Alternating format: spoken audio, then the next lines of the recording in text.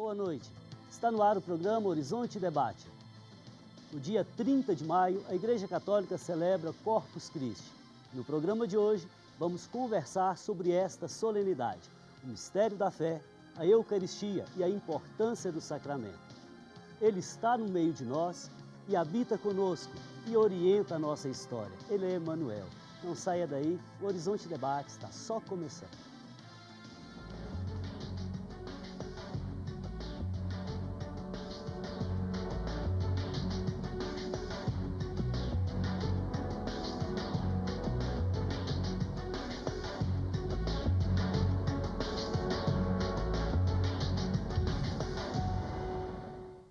Participam conosco hoje o doutor em Teologia Bíblica, Padre Paulo Jackson, o educador, escritor e coordenador de pastoral do Colégio Imaculada, Eduardo Machado, e o chefe do Departamento de Filosofia da PUC Minas, Padre Ibrahim Vitor de Oliveira. E claro, você também é convidado a participar do nosso debate. Hoje estamos falando sobre a solenidade de Corpus Christi. Mande um e-mail para nós, horizontedebate@tvhorizonte.com.br ou ligue para o telefone 3209-0115. Caros convidados, boa noite. Sejam bem-vindos ao Horizonte Debate. Eu começo com o Padre Ibrahim. O que significa Corpus Christi? Qual o real significado existencial e pastoral dessa solenidade na vida da Igreja? Bom, o Corpus Christi está profundamente vinculada à própria celebração, né, da Semana Santa, né, da Quinta-feira Santa. E o significado é bastante, digamos, profundo, no sentido de fazer uma reverência, uma adoração ao próprio Cristo, ao Cristo real, não apenas simbólico, né, mas o Cristo real, né, o corpo e sangue de Cristo na Eucaristia. Correto. Vamos falar um pouquinho também, Padre Paulo, do contexto em que surge essa solenidade na vida da Igreja. Qual que é o contexto em que surge a festa de Corpus Christi? Na verdade, para falarmos do contexto de Corpus Christi, é importante situar os séculos imediatamente anteriores. A Eucaristia, nos primeiros 2, 3 séculos, é celebrada num ambiente comunitário, até familiar, inclusive. A própria arquitetura não é ainda uma arquitetura monumental, não existem grandes templos, mas é a Eucaristia celebrada nas casas, em pequenos ambientes comunitários e familiares. A partir do século IV, a Igreja ganha uma conotação bastante ampla e pública, e obviamente o modo de celebrar a Eucaristia muda bastante. Aí entra o trono do bispo, as vestes, de certo modo um pouco de pompa, de demonstração pública. E quando chegamos aí pelos séculos VI até o século XIII, quando foi instituída a festa de Corpus Christi, há um deslize doutrinal e teológico e há uma grande preocupação com a presença real de Cristo na Eucaristia.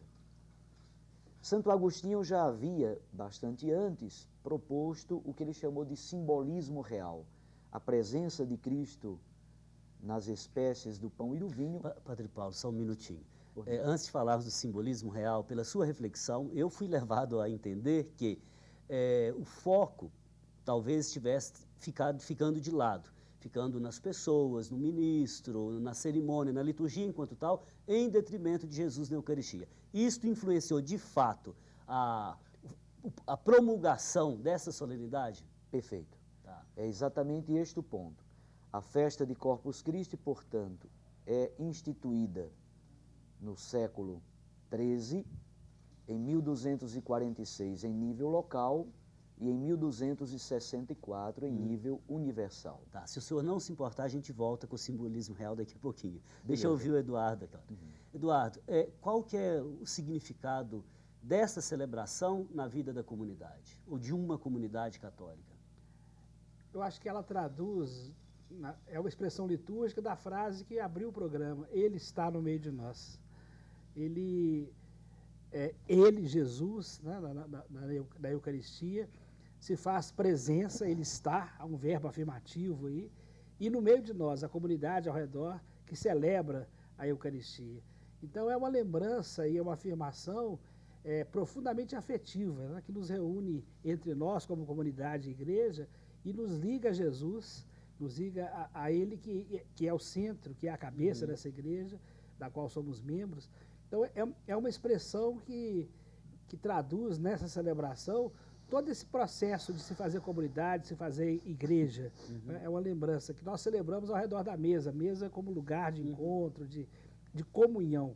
Então é uma das celebrações que a mim pessoalmente agrada muito, porque eu me sinto até assim, à vontade em meio aos padres, né, como leigo, de me remeter Aliás, a esse... você é muito bem-vindo aqui em meio a 3 sacerdotes. Sempre me sinto assim, mas me lembro muito dessa celebração que fala muito de comunidade. Né? Eu poderia resumir o que o senhor está dizendo numa palavra. Eucaristia é a expressão de comunhão da igreja? Exatamente. Ou seja, não há vida de igreja se não houver comunhão. Né? E a comunhão é dom do Espírito Santo que é derramado nos nossos corações. Né? Com certeza. Padre Ibrahim, vamos falar de uma outra coisa agora, transubstanciação.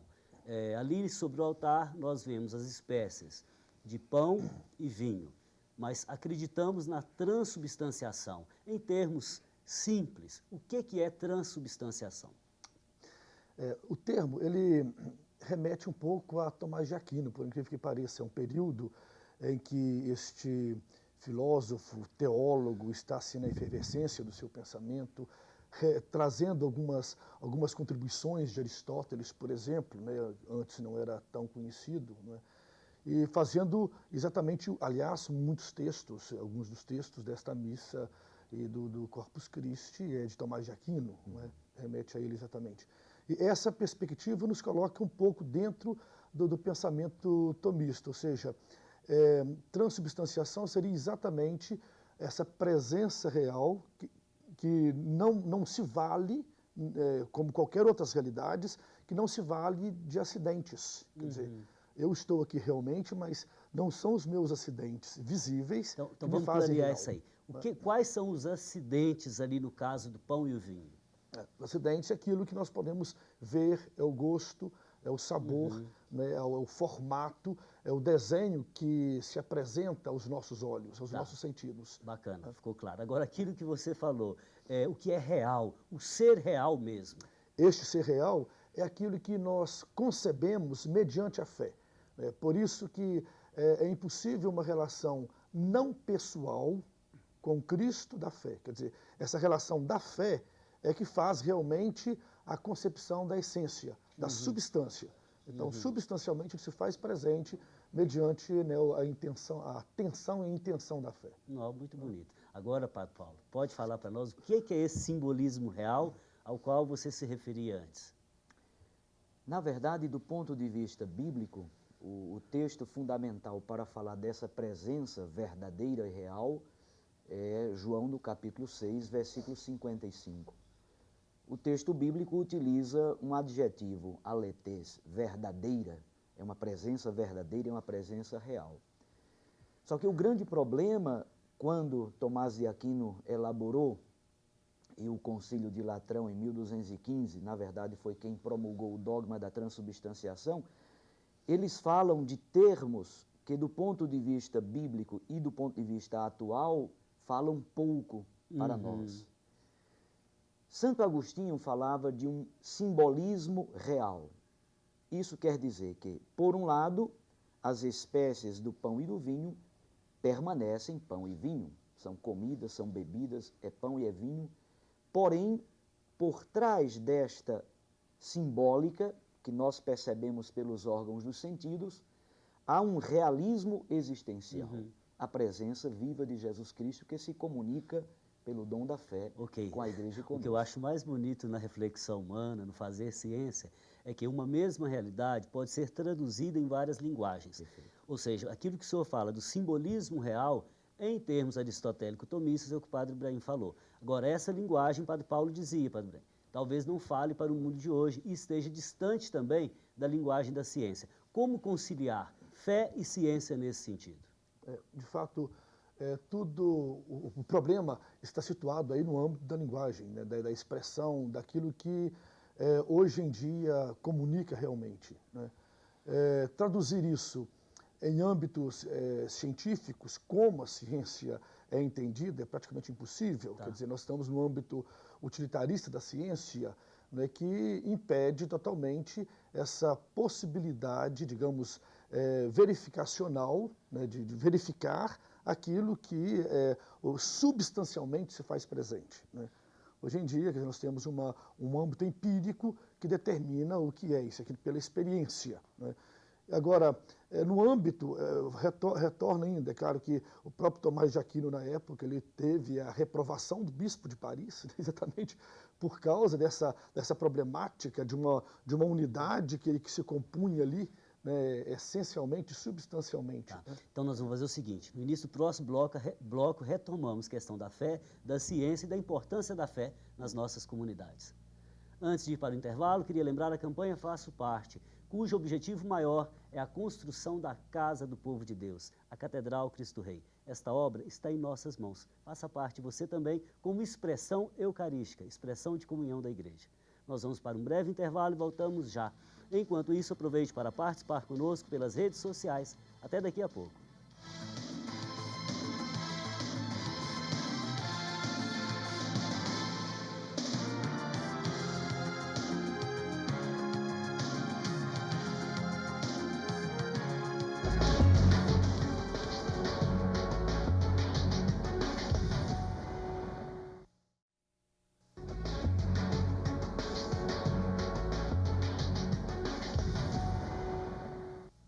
Estamos de volta, hoje falando sobre a celebração de Corpus Christi.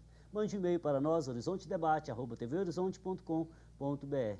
Melhor se você ligar, 3209-0115. Retomando o nosso debate, eu volto agora com o Eduardo. Padre Ibrahim falava da relação fé-ciência, Padre Paulo tinha levantado a questão no sentido de que transubstanciação talvez fosse um termo que não falasse muito para a linguagem de hoje, para a ciência. Como que o senhor vê essa relação fé e ciência? Quais são os apelos, por exemplo, dos jovens hoje? Eles querem demonstrar de fato aquilo que a ciência prova com relação à fé? Ou é um sentir, um viver? Nós estamos hoje diante de uma juventude marcada por uma questão muito peculiar. Eles têm muita dificuldade de compreender o conceito de mistério. Está tudo no Google. Se jogar no Google Corpus Christi, vai aparecer lá não sei quantos milhares de acessos sobre isso. Então, mergulhar nessa dimensão do mistério que se realiza sobre uma mesa e que é compartilhado com a comunidade, há sim uma dificuldade. Por outro lado, dentro de todo ser humano, e o jovem como tal, há esse desejo do sagrado, essa busca do sagrado. E a gente se encontra nisso muito mais no efeito que isso produz. Quando se celebra a Eucaristia, o efeito fundamental tem que ser viver em comunhão. Então, na experiência comunitária, nos grupos de jovens, nos movimentos de juventude, em que essa comunhão acontece, essa experiência fraterna, da amizade, da dedicação, da responsabilidade social, da solidariedade, todas as experiências que se vive e que podem traduzir-se em comunhão, na verdade são experiências profundamente eucarísticas. Uhum. Então, no efeito vivido e experimentado no dia a dia, é que a juventude pode compreender muito mais com a intuição afetiva do que muitas vezes com elaborações teológicas, que eles não alcançam muito. Agora, podem viver isso. A sua fala me faz pensar, talvez, na conformidade com o conceito de ciência. Ou seja, parece que damos como que resolvida. Ciência é isso, pronto, ela tem a última palavra. E, na verdade, o modelo de ciência que temos hoje diz respeito e prova apenas aquilo que ela isola. É uma questão de método. Uhum. E a sua fala nos faz pensar justamente numa redução da espiritualidade ao saber. É isso que a ciência faz. Exato. Por isso o jovem procura no Google, ou nós procuramos no Google, encontramos tudo. Isso no nível do saber. Mas o nível da espiritualidade é uma abertura ao infinito. Por isso eu queria colocar uma questão para o Padre Paulo. Do ponto de vista bíblico, o que é esse ser real, esse ser aletés a que você se referia? Então, no Evangelho de João, por exemplo, que é quem melhor elabora essa temática, quem é que é verdadeiro no Evangelho de João? Deus Pai é verdadeiro. Jesus Cristo é verdadeiro. O testemunho é verdadeiro. E por que eles são verdadeiros? Tá. E, finalmente, minha carne é verdadeira comida, meu sangue é verdadeira bebida. Então, significa que o conceito aletheia, o conceito de verdadeiro, é um conceito existencial e teológico. Ok. Então, quando eu digo que sobre o pão e o vinho, sobre o altar, está verdadeiramente a presença de Cristo, a presença verdadeira e real, eu estou dizendo que aí está a sua paixão pelo reino de Deus. Ok, então não é uma teoria verdadeira, é uma vida vivida. Absolutamente. A sua entrega cotidiana, o seu relacionamento com os pobres, com os pecadores, com os despossuídos, com os enfermos, com as prostitutas, com as pessoas, de Padre certo Paulo, modo, olha, lunáticas. o que o senhor fala para mim é maravilhoso, porque isso me leva a pensar que a nossa função na igreja será sempre aquela de retornar ao aletés, e Claro. não de defender um conceito ou uma teoria moral. E é verdadeira, sobretudo, a entrega última de Jesus na cruz e sua ressurreição. Então, por isso que a Eucaristia se vincula de modo existencial e teológico profundos com a vida inteira de Jesus e, sobretudo, a sua entrega última e definitiva, que é a sua liberdade máxima entregue ao Pai e aos seus. Como é bom ouvir o teólogo. Eduardo, por favor. Nos encanta É e nos verdade. inspira, né? Porque isso me faz pensar também que muito mais do que comemoração, o Corpus Christi é celebração. É retomar uma experiência, aquela mesa de Jesus com seus discípulos, e que é atualizada hoje em cada mesa em torno da qual os cristãos se reúnem e celebram essa comunhão. Aham. Ok, já que o Padre Paulo fala de João, você lembra a mesa ali de Jesus. Vamos falar da última ceia. Padre Ibrahim, última ceia, o que é lava-pés? O que Jesus quer ensinar ali para os seus amigos mais íntimos, para os discípulos? Se retomarmos essa ideia da dimensão existencial, né, das ações, da prática de Jesus, nós vemos basicamente essa proposta, né, que encerra, que está presente na própria Eucaristia. Quer dizer, se olharmos ainda, sem querer valorizar os conceitos, mas se olharmos essa ideia de substância, quer dizer, é aquilo que não é visível, né, se esconde exatamente esse serviço. O essencial é invisível aos olhos. Eu não queria falar isso, mas...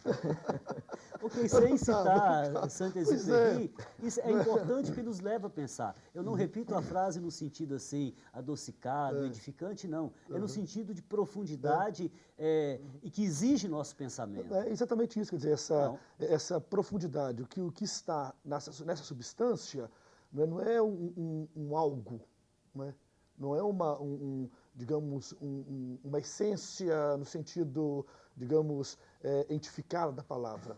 Está nessa substância uma ação, né? Mundos de ação, realidades de ação. Né? Eu poderia dizer, não é um que é Não é um um como, que é. é um Exatamente, como. Né? ótimo. Talvez, nesse sentido, a necessidade de retornar sempre a essa experiência originária. Padre Paulo, por favor. Então, quando, do ponto de vista da ciência físico-química, se fala de elementos da tabela periódica ou substância, então se apega unicamente a essa dimensão da fisicidade. Mas o conceito de natureza ou de substância, o conceito de substância ou de essência, está vinculado à inteireza do ser de Cristo. Então, é a inteireza do ser de Cristo expresso no pão e no vinho sobre a Eucaristia. Tá, mas Padre Ibrahim não me respondeu. O que é lava-pés? O que Jesus quer ensinar? Isso é importante para entender a Eucaristia. Esse é o ato que se esconde aqui, né, digamos, na própria Eucaristia. Né? Ou seja, a Eucaristia esconde essa dimensão do... A Eucaristia sem lava-pés não tem sentido.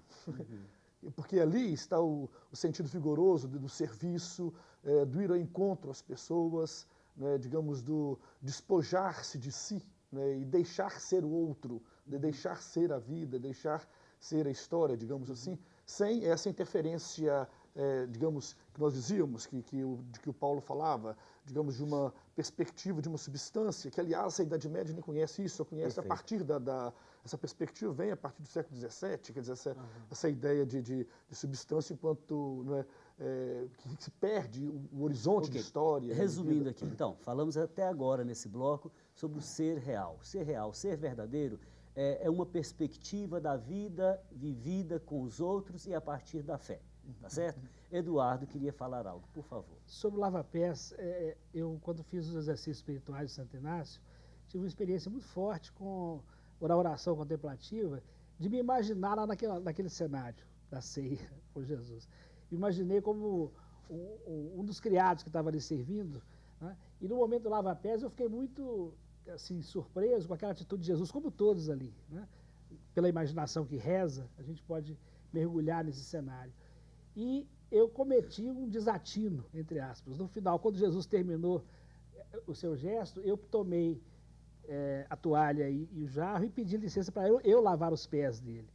Então, essa dimensão, além de serviço, eu me senti muito assim na intimidade. Então, acho que o lava-pés também é convívio, essa intimidade, que a própria experiência de comunhão amorosa nos convida a fazer, a viver, experimentar no dia a dia, nesse Cristo que se identifica com o outro, com o pobre, aquele a quem eu também sou chamado no dia a dia a lavar os pés e construir comunhão. Ok, já que você está falando, nessa mesma última ceia, Jesus Cristo dá um mandamento novo. O que é esse mandamento novo? Antes as pessoas não se amavam? Onde está essa novidade de Jesus? Eu acho que, na verdade, ele nos remete ao Gênesis, né? Quando nós nos reconhecemos como imagem e semelhança de um Deus que é amor. E criou cada um de nós por amor e para o amor. O amor é a essência de Deus. E somos imagem e semelhança desse amor. Só no amor nós somos capazes de encontrar o significado mais profundo da nossa vida. Daí a mesa, daí a comunhão amorosa em torno da mesa. Então, quando Jesus fala desse novo mandamento, na verdade, ele está nos remetendo à nossa origem mais remota, né? Aquilo que dá sentido e significado à experiência humana, o existir humano. Ok, Padre Paulo, agora vamos terminar esse bloco refletindo sobre o seguinte: as palavras de Jesus provocaram um escândalo nos discípulos. Quem come a minha carne, bebe o meu sangue, tem a vida eterna. Mas que palavras duras são essas? Verdade. Na verdade, do ponto de vista bíblico, quem primeiro narra a instituição da Eucaristia é Paulo na carta aos Coríntios, capítulo 10 e capítulo 11. Depois os evangelistas retomam esta tradição, que inclusive é anterior a Paulo, e João, belamente, lindamente, na verdade, ele não narra a instituição da Eucaristia, mas fala exatamente sobre os efeitos práticos, concretos e existenciais da Eucaristia na vida da comunidade cristã, que é viver o amor. O mandamento novo do amor, tenho a impressão que, muito interessante o que o colega já acabou de dizer, mas além disso tem uma dimensão de universalidade. O próximo no mundo hebraico é aquele que é do seu povo, que é do seu clã, da sua comunidade. Jesus alarga este horizonte para, inclusive, o amor ao inimigo. Então, o mandamento novo do amor, o amor ao próximo, e, ao mesmo tempo, a capacidade de dizer, isto é o meu corpo doado. Padre Paulo, eu vou interrompê-lo, assim, diplomaticamente, com muita ética, para chamar um intervalo. E a gente retoma no próximo bloco. Beleza, então eu tenho que falar... Ok, não, a gente retoma daqui a pouquinho. O Horizonte Debate vai para um rápido intervalo. Aproveite para participar conosco, faça sua pergunta pelo telefone 3209-0115 ou pelo facebook.com/Horizonte Debate TV. Voltamos daqui a pouco.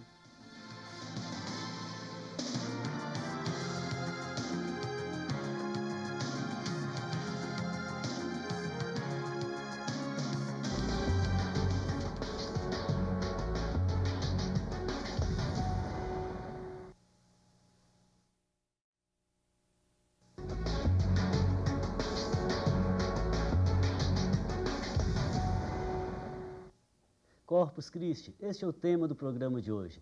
Você sabe o significado desta celebração? Sua importância? Então participe, faça sua pergunta ou comentário pelo e-mail horizontedebate@tvhorizonte.com.br ou pelo telefone 3209-0115. Para você que chega agora, participam conosco hoje o doutor em Teologia Bíblica, Padre Paulo Jackson, o educador, escritor e coordenador da Pastoral do Colégio Imaculada, Eduardo Machado, e o chefe do Departamento de Filosofia da PUC Minas, Padre Ibrahim Vitor de Oliveira. Padre Paulo, retomando aquela questão, o senhor falava sobre o mandamento novo e eu tinha perguntado sobre o escândalo das palavras de Jesus. Pode dar continuidade, por favor. Na verdade, o escândalo está vinculado também à compreensão judaica em relação ao sangue. Para o mundo hebraico, o sangue é o ponto máximo da vida. Então, é incompreensível para um hebreu que alguém diga, eu dou o meu sangue a beber. Obviamente que a Eucaristia, como memória da vida inteira de Jesus, não é um banquete tipo canibal, mas é a entrega total da vida do Senhor, sacramentalmente sobre o pão e o vinho, e ao mesmo tempo isso provoca escândalo porque remete e provoca os discípulos para que eles também, aí retomamos o lava-pés, para que eles também se tornem entrega cotidiana da vida pelos outros. Então, nesse sentido, Padre Ibrahim, a Eucaristia, a meu ver, é um compromisso enorme, né? É um dom muito grande, é o dom da unidade, é o dom da presença real de Deus no nosso meio, é Emmanuel, é Deus conosco, mas ao mesmo tempo é uma tarefa de seguir os mesmos passos de Jesus, na verdade é dom e tarefa. Essa ideia é bastante significativa, ou seja, não tem como, aí lembra novamente Agostinho, né, que as reflexões que ele faz sobre esta perspectiva bíblica, como comungar sem amor, né, como participar da Eucaristia sem a vivência do amor, ou seja, aliás, a própria Eucaristia é essa presença viva do amor, quer dizer, é a prática, né, do próprio amor, inclusive, lembrando aqui que foi dito, né, amor aos inimigos, né, que esse, de fato, aí fica realmente o amor como também um grande escândalo, né, uma grande tarefa. Né, tendo amado os seus que estavam no mundo, amou-os até o fim, inclusive os inimigos. É a assimetria absoluta do amor. Uma curiosidade, Eduardo, ali naquela ceia íntima, familiar, a atitude de Pedro chama a atenção. Ou seja, ele não queria que Jesus lavasse os seus pés. Como que você vê essa atitude de Pedro? Pedro é muito humano, né? Pedro é muito parecido com a gente. Aliás, no cenário ali aparecem figuras humanas que falam muito ao nosso coração. E aquele rompante de Pedro, que já era o líder, já era considerado, né, como, entre os 12 como alguém com um certo destaque, e era declarado e reconhecido assim pelos outros, pela palavra de Jesus, aquele rompante de Pedro é o contraponto daquela experiência do orgulho e depois da humilhação. Porque logo depois, na sequência, vai haver a experiência da negação e depois o arrependimento. Então, esse cenário humano me encanta, né? Porque eu posso me reconhecer nele.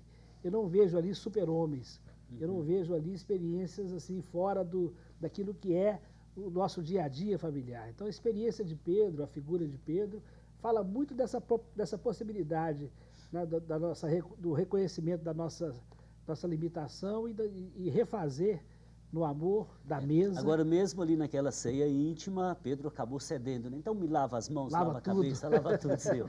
Bom, já que você está falando, Eduardo, como que você vê a questão dos milagres eucarísticos? Qual que é a atualidade dos milagres eucarísticos? Claro, os outros dois também vão dar o seu parecer sobre isso. Ô, Padre Márcio, eu sou daqueles que acreditam assim, que Deus pode tudo, mas Deus não gosta muito de milagre, não. Ele não gosta de espetáculo. Não gosta de espetáculo. Claro. E normalmente, quando se fala em milagre, até porque vivemos um tempo que a mídia é espetacular, o que se coloca em destaque é esse lado, né, espetaculoso da coisa. E os maiores milagres que eu testemunhei e conheço são absolutamente anônimos, silenciosos, não fazem muito estardalhaço, não. Eu vejo que quando acontece uma experiência, uma narrativa dos evangelhos que se refere à questão do milagre, a grande transformação que acontece é no interior e na vida das pessoas. É para despertar a fé. Para despertar a fé das pessoas e jogar nessa direção. Vamos ouvir o teólogo. Na verdade, milagres na Bíblia são sempre sinais do reino, sinais que apontam para o reino de Deus. Obviamente que milagres eucarísticos, existem muitas narrativas sobre milagres eucarísticos. A igreja tem muita cautela em relação a eles, é bastante cauta e analisa com muito cuidado o que de fato poderia ter acontecido e qual é a mensagem teológica, existencial, pastoral desses milagres. Muitos deles, de fato, apontam para o mistério do reino e pedagogicamente conduzem a comunidade cristã a uma fé e a uma vivência eucarística mais profunda. Outros, a igreja tem um pouco mais de cuidado de propor como modelos de fé, enfim, porque pode despertar essa face do sensacionalismo, da publicidade e até de de uma certa espetacularização, E que claro, que não é o grande objetivo, na verdade. Então, poderia dizer que o ser real, o aletés, o verdadeiro milagre é todo dia, ali, na vivência cotidiana da Eucaristia? Com certeza. Agora, isso não impede que a própria festa de Corpus Christi aponta para um elemento que é o elemento da manifestação pública da Eucaristia. Então, que esse mistério cotidiano, comunitário, existencial, que aponta para o mistério do reino de Deus e para Cristo, para a sua entrega última e definitiva, isso é verdade? Corpus Christi, daqui a pouco certamente você vai tocar nesse assunto, mas Corpus Christi também aponta para uma espécie de manifestação pública dessa fé, que também é importante, é um elemento que eu acho que é importante que a Igreja preserve e expresse publicamente. Serve de símbolo, de rito, de unidade entre as pessoas da comunidade. Padre Ibrahim, o senhor ainda quer falar sobre o milagre? Não, pois me faz lembrar exatamente a simplicidade, a ideia de milagre enquanto realizações cotidianas, né? Quer dizer, lembrando aí a própria Eucaristia, nos coloca diante do banquete, de uma mesa, que é coisa mais comum que é isso. Né? Quer dizer, o milagre acontece enquanto partilha na simplicidade da vida, né? Nas realidades cotidianas. Né? Ok. Então agora, Padre Ibrahim, vamos falar da questão pública da Eucaristia. Por exemplo, de onde surge essa ideia de enfeitar as ruas, fazer tapetes? De onde que é isso? Isso é essencial mesmo na vivência da Eucaristia ou apenas uma manifestação cultural pública de um dado momento? Historicamente, isso bastante já veio lá da Bélgica,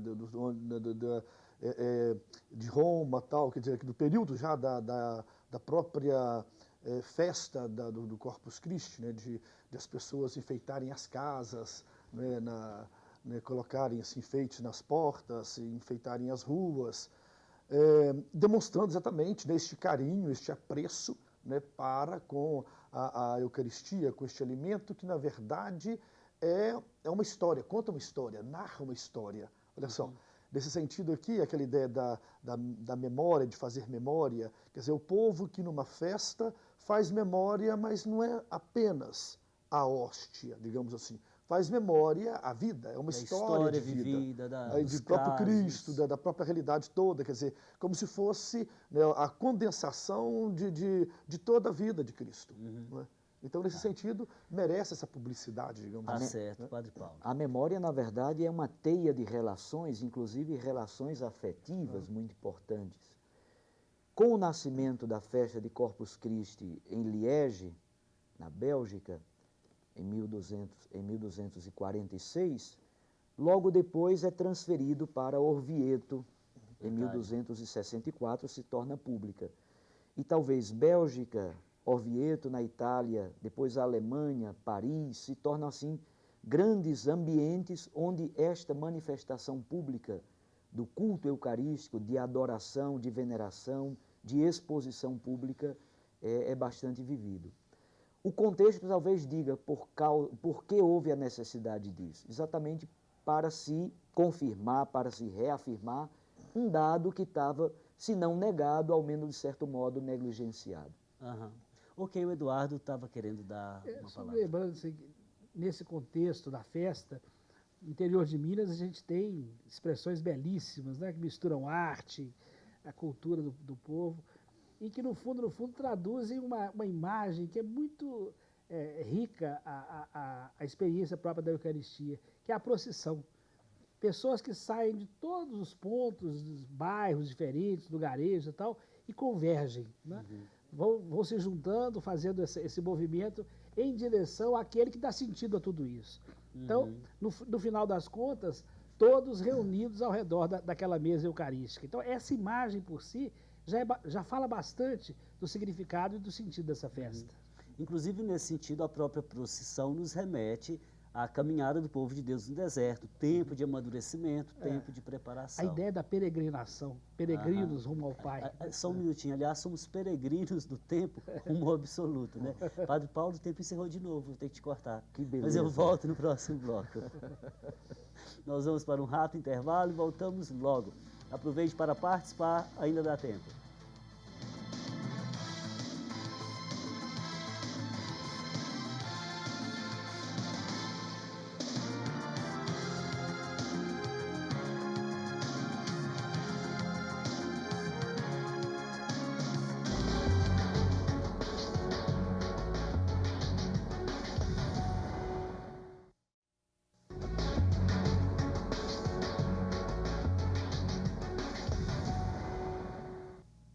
Voltamos com o Horizonte Debate, hoje conversando sobre Corpus Christi. Padre Paulo, você queria comentar algo no final do último bloco. Me parece que a questão da mudança de mundo, ou seja, a manifestação pública no mundo provinciano, rural é fácil, e no mundo urbano hoje? Perfeito.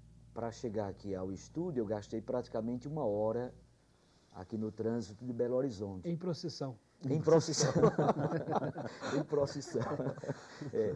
Então, a minha grande questão é como esta manifestação pública da fé, que no mundo eminentemente rural era bastante simples de acontecer, mas como neste mundo pós-moderno, urbano, complexo, com trânsitos terríveis, como isso afeta esta celebração. No Brasil, há a vantagem de ser feriado, mas em outros países onde não é feriado... Feriado a partir de 1961, Perfeito. né? Ok, que pode daqui de um dia Não por ser outro, mais. não ser mais, diante de um Estado laico, enfim. Bom, mas mesmo nesse sentido, há outras alternativas, né? Por exemplo, a Arquidiocese de Belo Horizonte tem, por exemplo, uma dinâmica toda especial. Esse ano, por exemplo, a celebração de Corpus Christi se faz nas paróquias. Próximo ano, em nível de forania, depois a torcida de Deus, que é no estádio. Isso é muito interessante exatamente para dar visibilidade a esta comunhão arquidiocesana. Então, em nível paroquial, em nível de forania, em nível de arquidiocese, aí se revela exatamente a comunhão, inclusive comunhão em relação ao plano de pastoral da região, às diretrizes da ação pastoral da própria arquidiocese, que a Eucaristia nada mais é do que o corpo de Cristo, que é a própria igreja. Então, entre Eucaristia e igreja são termos teologicamente bastante correlatos. A comunhão da comunidade eclesial é, na verdade, a comunhão eucarística. Era isso que eu ia colocar para o Padre Braga agora, pedir ele que comentasse a expressão. Né? Embora sejamos muitos, formamos um só corpo, e Cristo é a cabeça desse corpo. De fato, essa cabeça que se expressa visivelmente, aí, digamos, na própria Eucaristia, né? Quer dizer, Cristo é condensado, digamos assim, nessa experiência eucarística, e ali está presente a comunidade, né? Se faz presente toda a comunidade. Então, nós somos, de fato, muitos, né? Mas nos reunimos em torno, né, deste Cristo, né? E aí, eu quero lembrar aqui agora, me lembrei exatamente de comemoramos o centenário de Paul Ricoeur. Esse filósofo nos coloca diante de um dado assim, curioso, no que diz respeito a possibilidade de se reunir para a memória, né, de se reunir, né, a história de uma vida. Né. Essa ideia aqui na Eucaristia, que reúne a história de uma vida, ela nos faz exatamente, né, pensar nessa multiplicidade, né, quer dizer, condensa a história. Aí é possível nós nos lembrarmos de que o próprio Cristo se faz presente em todos e com todos, quer dizer, e aí nós nos congregamos, né, na comunhão do próprio Cristo. Né? Correto. Agora, você usou uma palavra em memória e eu queria colocar para o Eduardo. O que significa quando Jesus, na última ceia, diz, né, fazer isto em memória de mim? Eu gosto muito da expressão memória viva. Né? Na verdade, esse movimento que Jesus inaugura, vamos dizer assim, naquela mesa, não é para ficar restrito àquilo. A Eucaristia não cabia naquela mesa, como não cabe nem na liturgia, na missa. Ela se expande e se espalha na vida da comunidade da experiência humana. Então, fazer memória viva é atualizar, trazer para o nosso cotidiano aquela experiência mesmo de comunhão vivida por Jesus ali naquela mesa com seus amigos. Então, todas as vezes que nós experimentamos com o coração sintonizado do Espírito de Deus, que nós experimentamos comunhão, nós estamos vivendo a Eucaristia. Padre Paulo, fazer isso em memória de mim, teologia. Há alguns teólogos que até vão adiante e utilizam a expressão memória subversiva. Nossa, que significa? De fato, fazer Eucaristia é uma memória subvertiva, porque nos subverte verdadeiramente. Se quisermos viver o lava-pés cotidianamente, isso mexe profundamente conosco. E é fazer memória de uma vida inteira doada. de uma vida inteira que foi, não houve um único segundo da vida de Jesus que não tenha sido doação da sua existência pelos outros. Obviamente que o momento máximo é o momento da cruz, mas a vida inteira dele foi uma vida entregue. Quando nós, de certo modo, resumimos e quase que empobrecemos ao tratar somente daquele momento, transubstanciou-se, não transubstanciou-se, acho que perde, porque a Eucaristia tem inclusive dimensões cósmicas, a natureza inteira louva o Senhor, a criação inteira, a igreja inteira está presente neste momento de louvor. E isso, obviamente, tem implicações éticas vinculadas à justiça muito profundas. Ok, então vamos explorar isso aí que não estava no meu script aqui hoje. Então vamos lá, você se refere a dimensões da Eucaristia. Então, uma dimensão, aqui nos referíamos aqui o tempo inteiro hoje, é a dimensão existencial da pessoa no encontro consigo, encontro com Deus, encontro com o outro. Uma outra dimensão é a dimensão pastoral, a manifestação pública da fé, a organização da comunidade, a participação de outras pessoas. Uma outra dimensão, eu diria, é a dimensão da nossa compreensão.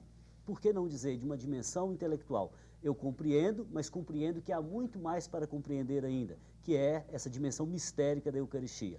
E você fala agora na dimensão ética da Eucaristia. Acho que, de certa forma, ela já estava aparecendo aqui hoje, né? Ou seja, é impossível comungar sem amar, falava o Padre Ibrahim. Perfeito. E agora a dimensão cósmica, explica um pouquinho. Eu acho que essa dimensão cósmica, a dimensão ética e a dimensão escatológica, que é uma palavra talvez um pouco estranha, mas muito bela, a Eucaristia, no fundo, é a antecipação de uma realidade boa, a qual geralmente nós chamamos de céu, mas chamemos-la com o nome que quisermos.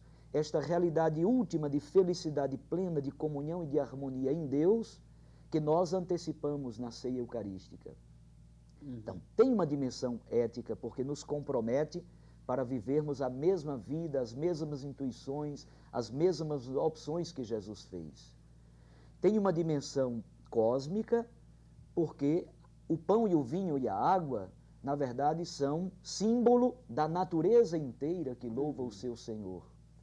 E, de certo modo, isso tudo é antecipação de um banquete último e definitivo que viveremos na comunhão e na harmonia plena com Deus. Ok, Padre Ibrahim, talvez seja por isso que a Sacrosanto Concílio vai dizer, né, que a Eucaristia é fonte e ápice de toda a vida cristã. É uma bela expressão, uma bela expressão. Que por isso eu penso que a Eucaristia ela está dentro de uma narração de uma vida, não é? Então ela deve ser de fato realizada. E a realização da Eucaristia, se pensamos aí na própria missa, é uma realização, como já ficou claro, né, que é plenamente existencial, né? Então é preciso de fato narrar a missa, contar a missa, vivenciar a missa como sendo exatamente essa retomada, né, da própria experiência cristã. Por isso ela resume em si, já que resume ali, está em, de certa forma, um resumo de toda a vida de Cristo, de toda a experiência cristã, afinal de contas. Agora, nada disso aconteceria se não fosse a perspectiva da fé, não é, Eduardo? E o que significa a perspectiva da fé no sentido de eu experimentar aqui agora aquilo que eu espero? O que é isso? Perceber que naquela mesa, naquele pão, naquele vinho, se revela um mistério que vai muito além, né? Na perspectiva da fé, as coisas deixam de ser coisas. O pão deixa de ser pão, o vinho deixa de ser vinho e se torna comunhão, se torna convite a viver essa experiência de abraçar o outro, de acolhê-lo em minha vida, como Deus nos acolhe a todo momento. E a própria experiência da mesa eucarística, você acabou de falar em banquete, não? A linguagem bíblica fala o tempo todo disso. O banquete celeste, a mesa do Senhor. Então, tudo aquilo que a gente sonha, almeja e deseja pelos olhos da fé, a Eucaristia é um trailer disso. A gente está vivendo como se fosse um preparativo, estamos treinando aqui para viver essa plenitude um dia. Ok, nosso programa está indo para o final e eu queria pedir a cada um que deixasse agora a sua mensagem para os nossos telespectadores, para os cristãos, para os fiéis, começar do Padre Ibrahim. Como ficou claro, né, nós temos aí que a Eucaristia é a demonstração da própria vivência do amor. Então, que cada um de nós exercitássemos, né, essa grande subversão do amor. Ok, Eduardo. Lembrando que, colocando bem os pés no chão, nós estamos num dia santo. E que a santidade do dia não fique restrita ao feriadão que caiu do céu, né? Da emendada que as pessoas, muitas vão poder fazer. É bom também, né? Que é bom também. Né? Mas que a gente tenha tempo para olhar essa dimensão de fé e nos perguntarmos sobre a nossa experiência eucarística. Temos vivido em comunhão conosco mesmo, com o outro, com Deus? Essa é a grande questão para mim nesses dias. Ok, Padre Paulo. Padre Márcio, recordo-me muito agora do texto de Lucas 24, os discípulos de Emaús. Jesus faz um processo catequético, existencial com os seus discípulos e une palavra e pão partilhado. A palavra faz o coração arder, o pão partilhado faz com que eles abram os olhos e retornem correndo a Jerusalém para anunciar essa alegria aos outros. Nós vimos o Senhor, Ele está vivo em nosso meio, caminha conosco, caminha na história. Nossa vida tem um sentido, Deus nos ama e nos convida a amar uns aos outros. Obrigado pela presença, voltem sempre. Antes de me despedir de você, queria lembrar a campanha Faço Parte. Fazer parte, gente, é expressão da Eucaristia, é expressão de comunhão, é pertencimento à nossa igreja. Faça parte você também. Ajude a Arquidiocese de Belo Horizonte a escrever mais esse capítulo da sua história, construindo a nossa casa, a Catedral Cristo Rei. O Horizonte Debate de hoje chegou ao fim, mas você pode acompanhar informações sobre o programa pelo site da TV Horizonte. Nosso endereço é tvhorizonte.com.br/Horizonte Debate. Outro jeito de nos acompanhar é pelas redes sociais. Obrigado pela sua companhia e na próxima semana eu te espero em mais um Horizonte Debate, aqui na TV Horizonte, uma emissora da Catedral, Rede de Comunicação Católica. Conto com você, fraterno abraço.